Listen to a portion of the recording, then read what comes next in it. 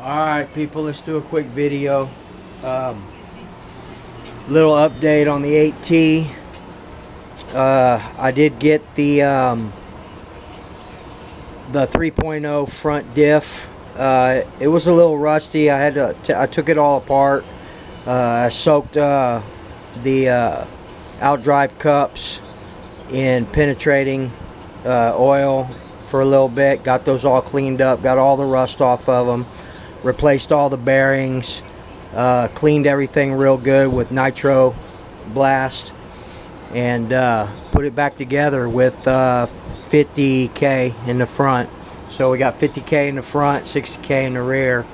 I also got my center diff stuff today, but as y'all remember in the last video, I accidentally got the TLR 4.0 e-truggy center diff, so I had to order a little while ago a new 50T differential. Everything else is the same, so I mean not differential, a 50T spur gear.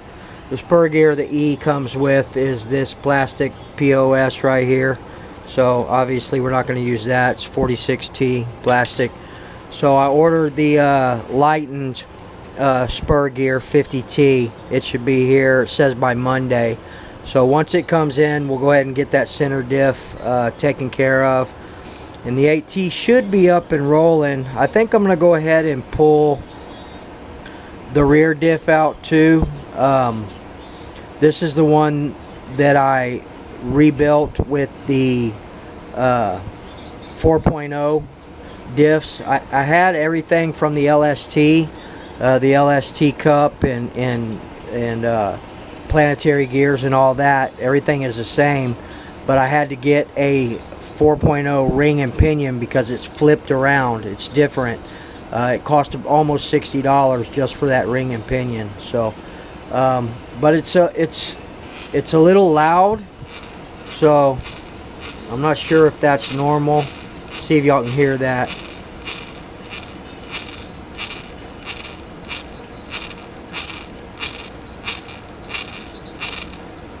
I'm going to take it apart and redo everything, re-grease the ring and pinion. The front 3.0, they're quiet, smooth, quiet, no issues at all. So I think before we run it, before I put it all back together, I'm gonna pull this out and redo it. It seems a little too loud for me. I don't know, what do you guys think? But anyway, other than that, really haven't worked on anything else. The hyper is still the way it was the other day. Got the OS VZB in. Somebody, one of the subscribers had commented wondering if there was like a low center of gravity or a lower engine mount for the hyper, and I don't think there is, but I'm going to check it out anyway. It would be nice to run a 4-shoe clutch in here, but there's nothing wrong with this 3-shoe, the max life and the 1mm springs. It's got plenty of pop. It's fine the way it is, and it catches the bump box good. Other than that, I really hadn't done anything else. We're going to be running the Spectrum radio and receiver in here. By the way, the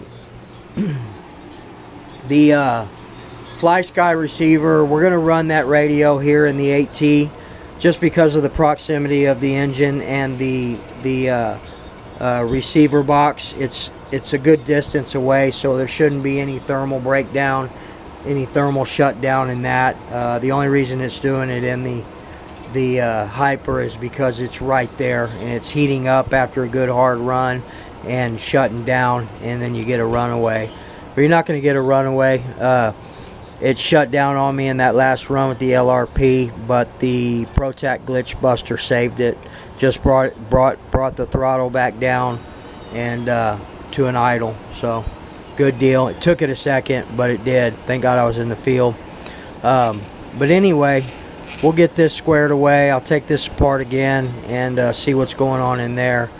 Went to the local hobby shop today, picked up another Lifey battery, 1900 milliamp, the Reedy. It's the same one that I use in the Hyper right here. So I think I'm going to go ahead and switch all my receiver batteries over to the Lifey. Even the Techno, which I'm running the Venom 2100 milliamp LiPo battery. So go ahead and just switch them all over to this. I'm not running any more nickel metal hydrates. I had been running it in the 8t, but not anymore. Just so y'all know, these Reedy Lifey packs, they're about 28 bucks, $27.99. They're 6.6 volt, 1900 milliamp 2S. So I'm not sure. Part number is ASC27316 for the Reedy powered. They're cheaper than the ProTech. The ProTechs were about $35, and these are $27.99. I don't know if y'all can see that price right on there. So that was pretty cool. Picked up that. Also, we're going to be I'm going to go ahead and continue to use this low-C clutch setup. I ordered the 4 Max Life aluminum shoes. We're going to use 2 green springs and 2 silver springs. Also, I bought 2 more sets of these bearings. If you guys didn't know, the low-C clutch bell, it runs a 5x13 bearing on the inside bearing and a 5x11 bearing on the outer bearing. So they're not the same, people, and that's good to have that bigger bearing on the crank like that. And by the way, Mr. Fritz, this is, we talked earlier, this is a steel Techno flywheel. It's the flywheel that came in my Techno kit when I built it. So I'm going to rebuild this one also, and probably put it on the Rex Legend. We'll go ahead and run the low-C setup on it right now. Next day off I get, probably be Sunday. If I don't have a whole lot of chores, we'll get out to the soccer field and try and go ahead and get this one dialed in as well. Want to touch base on a couple of comments. One comment was from Christina Bush. She's got some Traxxas and 3.3s and things like that. I think one of them has a Dynamite. But she asked me, why do I run my nitros lean? That she's always been taught to run them rich. Well, Christina, the reason that I run it, and I explained it in the comment, is because I don't want to run a pig. You know, I want to run something with a lot of power, something that's exhilarating. You know, there's a fine line between overleaning something and creating a beast. So what I'm doing is creating a beast. If you look in the videos, there's a great stream of smoke still. There's a lot of lubrication still. So I'm not overleaning it. I'm a little bit lean on the low. So we're going to bring that down when we take the LRP out in the we're going to run the LRP in the 8T next. So we'll bring that down a little bit. But the answer to your question is, I'm not running it too lean to where it's going to blow it up. You just have to work on your tuning. You have to be able to find that fine line between too lean and just right. Running an engine rich all the time, really rich, is not good for it either. You're going to foul out your plugs, and you're going to have a lot of caster buildup. Some caster buildup is good, but it's going to be overdone if you're running it too rich. I understand playing it safe because you want to take care of your stuff, but if you really want it to rip, get out there and learn how to tune it. That's what tuning's all about, in my eyes anyway. Also, another question. One of my, you know how on YouTube you'll get videos that are suggested for you. I'm unsubscribed to the Muggy Maniac. I don't watch his videos. I don't seek them out. But if it pops up on there, I'll watch it. I watched it, and my God, man, that half of his video is still about me. He won't say it. He won't say my name, but it's still about me. One thing that he did say, though, was why do I have more subscribers than I do views? Well, I'll tell you why, Mr. Muggy. The reason is I don't care about just myself. I'm not all wrapped up in just myself and my stuff. I reach out to people and I watch their videos. I'm interested in other stuff rather than just me. So that's why, you know, I look at other things. I subscribe to other things. I like looking at electric. They got some badass electric fish scales out there. You got planes, you got boats, got all kinds of stuff. I'm even checking out people's Revos and T-Maxes, and you know, I just like a variety of different things. So I'm not stuck just watching strictly 8 scale nitro, and I'm not stuck on myself like some people. So I just thought I would get that out there. That's probably why my subscribership has grown the way it is, and it continues to grow because my you know, I'm into a lot of other things rather than just 1/8 scale nitro. Now I love 1/8 scale nitro, but I do plan on getting an E-Truggy at some point, so you guys can look forward to that. I have no problem with E-words. I think they're badass. So the more people that I can study in that area, the better off I'm gonna be. So hopefully that answered your question, Mr. Muggy. It's not all about me. It's about other people out there, other YouTube channels, other subscribers. And I try to get out there in the public and see what's going on out there. So anyway, we'll get off of that subject. So other than that, guys, we'll wait for that spur gear to get in, the 50T for the 8T. And I'm going to go ahead and pull apart the rear diff. I just did this 4.0. It's only had a few runs on it, but that just doesn't seem like it should be that loud in there. It's probably just not enough grease in there, in between the pinion and the ring gear. But I'll check it out.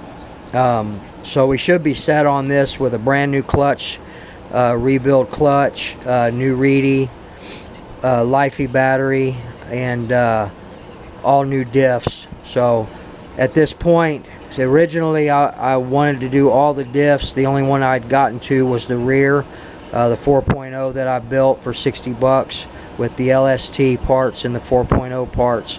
Now we're going to have all of them done. So this thing should be bulletproof. The only thing I should have to do from this point on is maintain my diffs.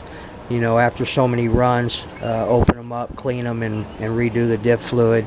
But I don't really run my stuff that much, so not that big a deal.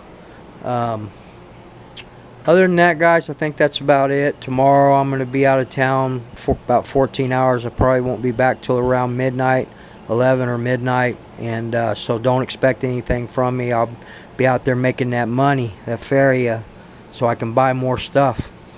I do still have every intention of sending this Rex Legend off to RB Mods. It's right here in the box, brand new. If y'all remember, I had 2 break-in tanks done on it, 4 heat cycles, 2 break-in tanks. So we'll go ahead and send that off. And I'm also thinking about sending this, well, this is the LRP. I'm thinking about sending the VZB, the OS, since we just rebuilt it. And I'm also thinking about getting this Adam Drake B21 OS Speed modded as well. It's got 2 gallons on it, so I think we'll be okay there. But you know, I know that Rick over at RB Mods, he prefer that it's a fresh engine, but he will do it. So we'll see. Let's start out by doing the Rex Legend first, and possibly the VZB there. The reason that I didn't get this sent off yet is because I was having so many servo problems. I decided to put my money into these Savox Black high voltage servos, $100 a pop. So there's $200 there, and then the $200 for the ones I had for my kit. It's $400 in servos alone. The Techno is ready to go. There are some upgrades that I want to do on it. I put the M2C rear chassis brace on the other day. Muggy had a few good points on this. I probably will get some Lunsford titanium turnbuckles for it, and the front chassis brace as well. I'd also like to get that thicker aluminum rear drive shaft that he was talking about. I'm not sure if you can get it anymore. I'd ask the Muggy if he'd give me the info, but I don't think he will. I don't think that guy likes me, people. I don't know why. I don't think he likes me, but I don't really care. I'm here to do my own thing. You know, you guys, just like I've always said, follow my journey into 1/8 scale nitro, and that's what we're gonna do.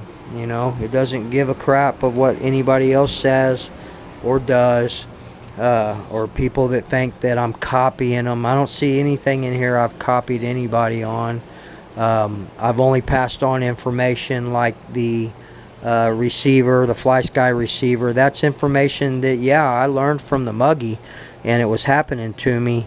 I never really knew why he was having issues with it, or maybe I didn't see that video or something, but I found out for myself. So, you know, I don't feel like because you pass on good information to your subscribers that someone else passed on to you. I don't think that that should be an issue. So anyway, guys, I'm not gonna Muggy bash too much right now, but he won't say my name, but he sure talks about me in his videos. That's funny. That is funny. But alright, people, shout outs, Daniel Fritch, man, you're still cool with me. Like that comeback you had. I had nothing for that, man. You were right 100%. And if I end up not using the FlySky, once I get out to the track, like you said, I'll find somebody that's doing E-words and pass that on to them. I do want to stick with, I'm going to have 2 radios, but it's not going to be the FlySky. I want to stick with my DX4, and seriously thinking about getting a Futaba 4 PM. I was looking at it today at the hobby shop when I picked up the bearings in the Reedy Lifey. Really nice for the price, $229. Really nice, but I from what I understand, the receivers are pretty pricey. So we'll see. I'll stick with my DX for now, my Spectrum, and maybe next month I'll do something with the Futaba. But shout out to the normal people, Daniel Fritz, Nitro Nation, Nitro Time, Nitro Bird, the Birdman, getting that track ready. Shout out Family Affair, you're badass. What happened to Drew, man? Drew's Nitro Shop, man. Drew, if you're out there, hit me up, man. Haven't talked to you in like a month and a half. I know you were having some things going on, then you just disappeared. So if anybody's heard from Drew Nitro Shop, man, give me a shout. Let me know what's going on. He gave me a good hookup on a body painter, but I never did it because I kind of like doing my own bodies, man. Oh, in the Mugen, next week, probably Monday or Tuesday, I'm going to go ahead and order the center diff, the complete center diff. That's the only thing wrong with this Mugen right now, and we can get it back together. I'm hoping to have that ready for when I go out and start training on the track. Alright, guys, I think that's probably going to be about it. We're going to run out of time here in a minute. You guys coming up on the weekend here pretty soon. Tomorrow's Thursday, so everybody have a great day tomorrow. Again, you won't hear from me, but you'll hear from me day after tomorrow for sure. And once I get a day off, either Friday or Sunday, we'll get the Techno out and do some ripping in the field, possibly the Hyper 7. Other than that, guys, I still have plans to get out on the track, and as soon as I can get that worked out, you guys will be the first to know, and you'll be the first to see. So remember, treat people the way you want to be treated, and we'll see you guys day after tomorrow. Take care.